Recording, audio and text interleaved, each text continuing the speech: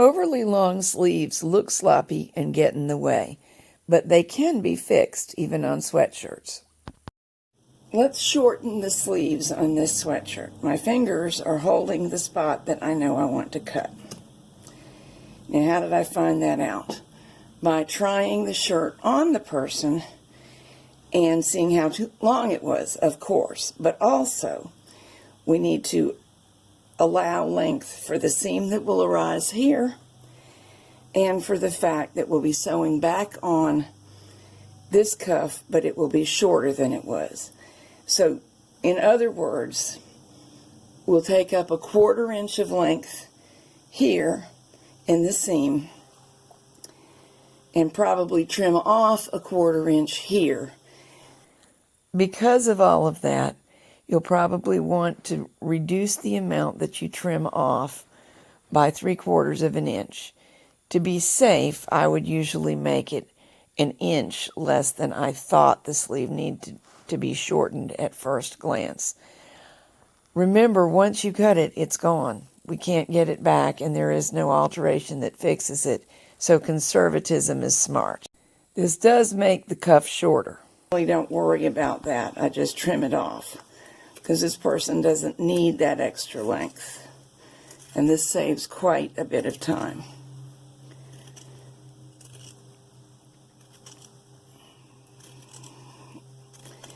Now, we could just sew this onto the new cut edge, but you will notice something.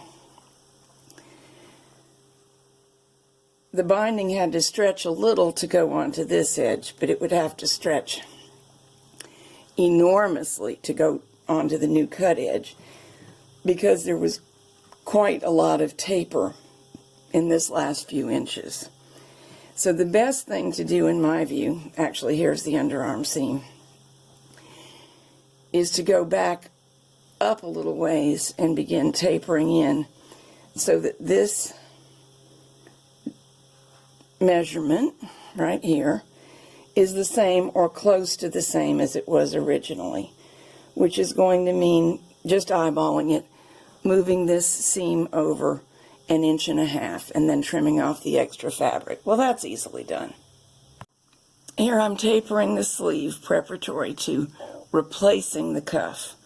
I'm using this dot as my spacer. I did measure and find out that's what I wanted. So if possible, I always look for something on the machine that just helps. First little bit I did completely straight, and I'm sure that you can guess why.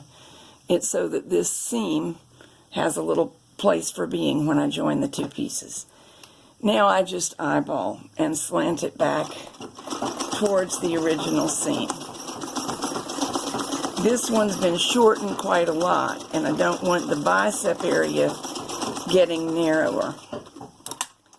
So I slanted it out pretty quickly. Now I need to go off camera to try it on the person because we'll need to trim this off, but I don't want to trim it before I'm sure that the sleeve feels comfortable. It's fine. I'm trimming it off, leaving about a 1/4 inch of fabric. Now, if we want to, we can zigzag this edge. It isn't truly necessary because sweatshirt fabric doesn't tend to act up, but just to keep everything consistent, wide zigzag here. Or I could go over to the serger, but for the amount of time people spend looking inside my sleeve, I don't think it's worth the effort to rethread the serger right now. Now time to put the cuff back on. We'll match up the seams. Now I know if you're a perfectionist, you're going to want to match them up perfectly, and that is okay. But it's really very practical to offset them slightly because this is quite a thick area. So if this part on the garment fabric turns one way and the seam within the cuff turns the other way, it moves around that thickness, and it's not so difficult to sew, and it's not so bumpy to wear. So that's what I'm going to do. I can live with that, and nobody but the person sewing it ever really notices. Here you have a decision to make. Garment side up is easier for the sewing machine to feed, but you don't get to see your cuff, and I'm going to have to stretch it by feel.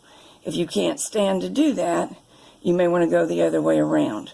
Also, I'm not going to use any pins because I'm accustomed to doing this pinless, but if you don't feel confident in getting your stretch even and keeping both layers together, you will want to put some pins in this direction. First, a couple stitches to anchor it, needle down, stretch a little, sew a little.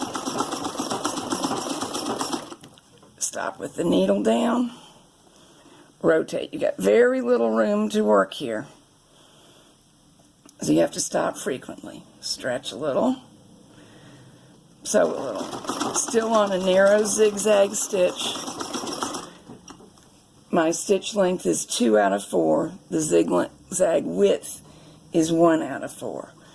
You can't see it, but I can reach under here and stretch and check my fit as I go. Make sure that I have left enough room that I can make it around, and not so much that I'm going to end up with no stretch on the last little bit.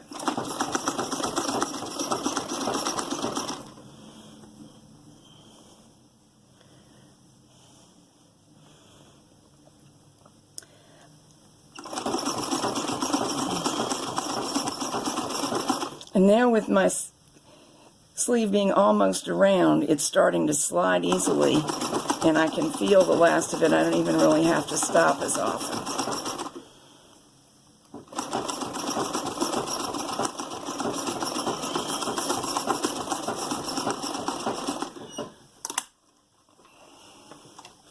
We'll get these snipped and have a look. And there it is. Looks good as new. You do have the option here of top stitching